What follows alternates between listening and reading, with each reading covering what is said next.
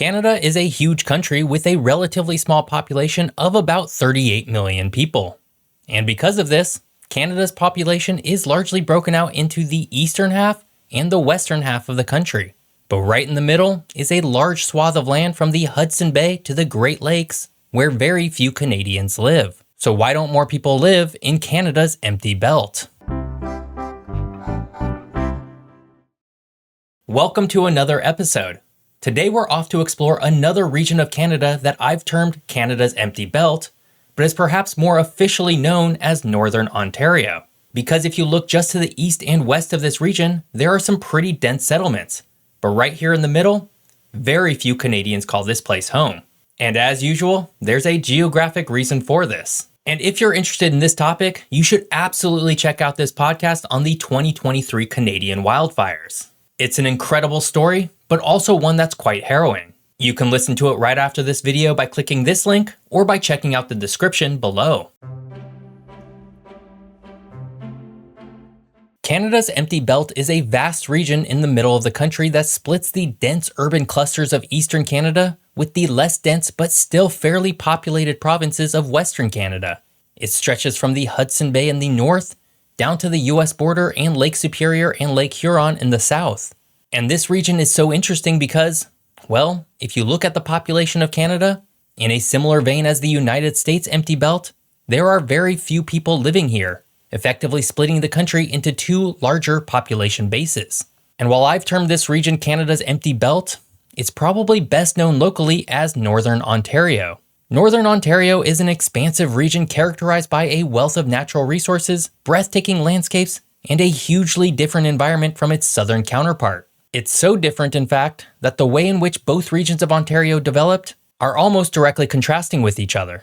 And at about 802,000 square kilometers, Northern Ontario accounts for nearly 90% of the land area of the province, but is home to just about 6% of its population.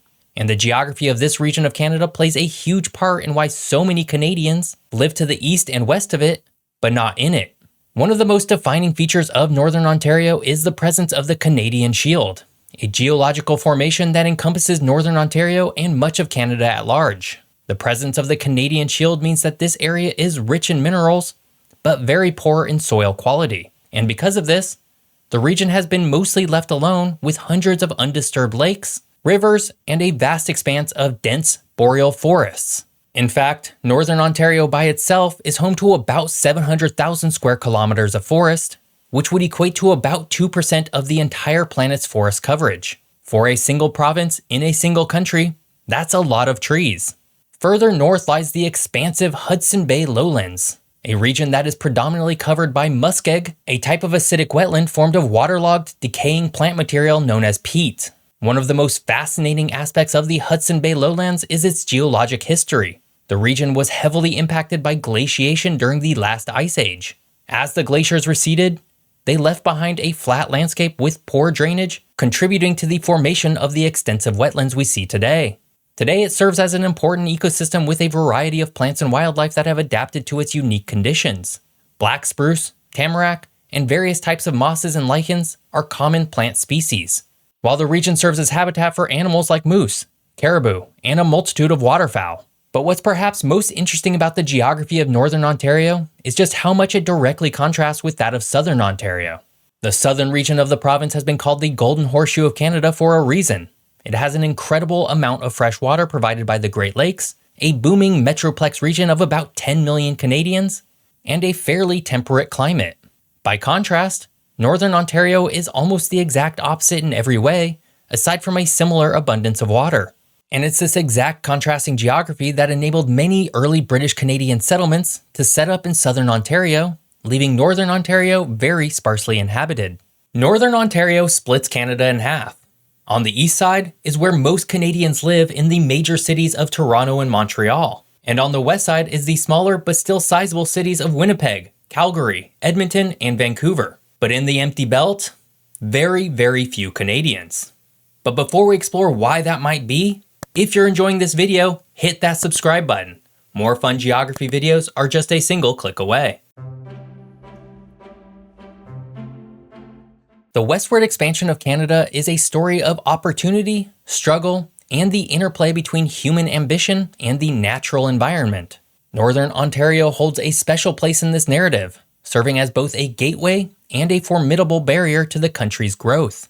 The initial push into Northern Ontario was largely fueled by the fur trade in the 1600s.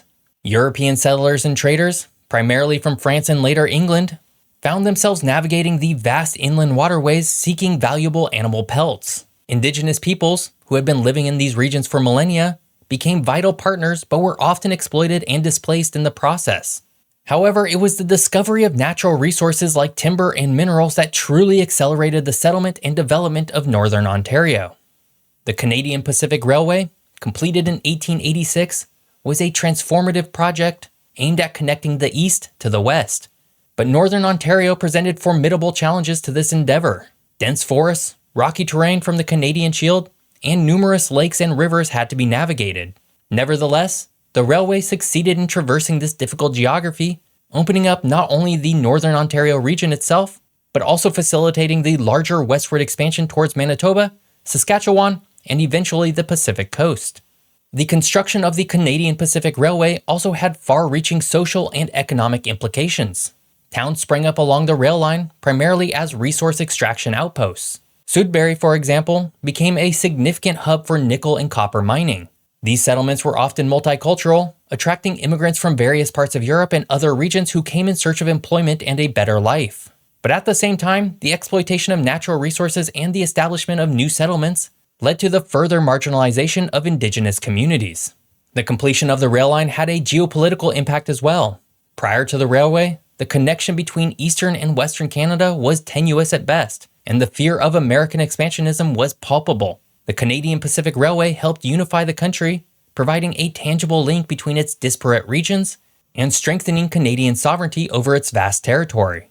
But despite being such an integral part of Canada's push westward, Northern Ontario never really developed in the same way that Western provinces did, leading it to become Canada's empty belt. If you haven't picked up on it yet, Canada's empty belt, more officially known as Northern Ontario, is not home to very many people. In fact, of the entirety of Canada's population, fewer than 800,000 people call this vast area home. That would be less than 2% of Canada's total population. And while it's easy to simply blame the cold, remember that the single city of Edmonton is home to approximately 1.5 million people and is far more north than any of Northern Ontario's small cities. Suffice it to say, there are a number of reasons why Canadians don't live in this region specifically.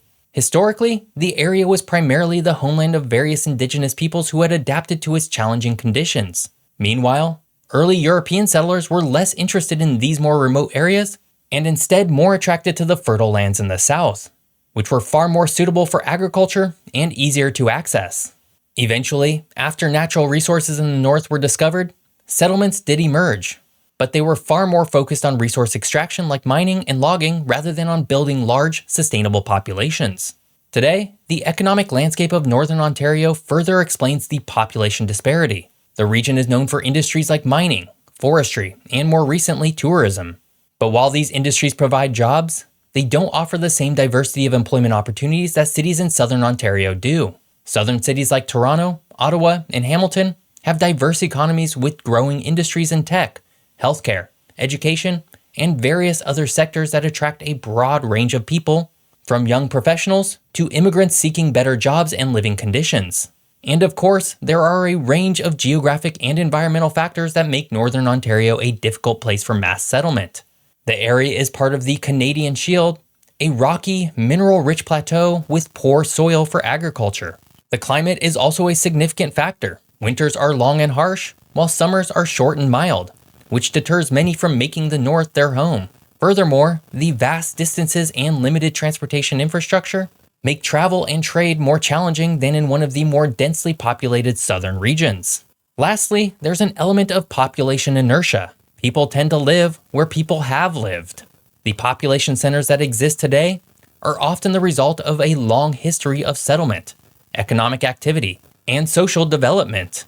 It's hard to shift that momentum in a significant way without equally significant incentives or changes in circumstances. For this region specifically, Toronto has become all-consuming in terms of population growth and momentum.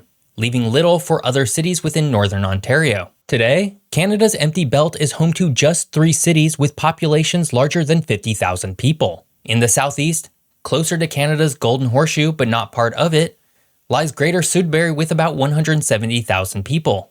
This is followed by Thunder Bay in the western half of Ontario with about 120,000 people.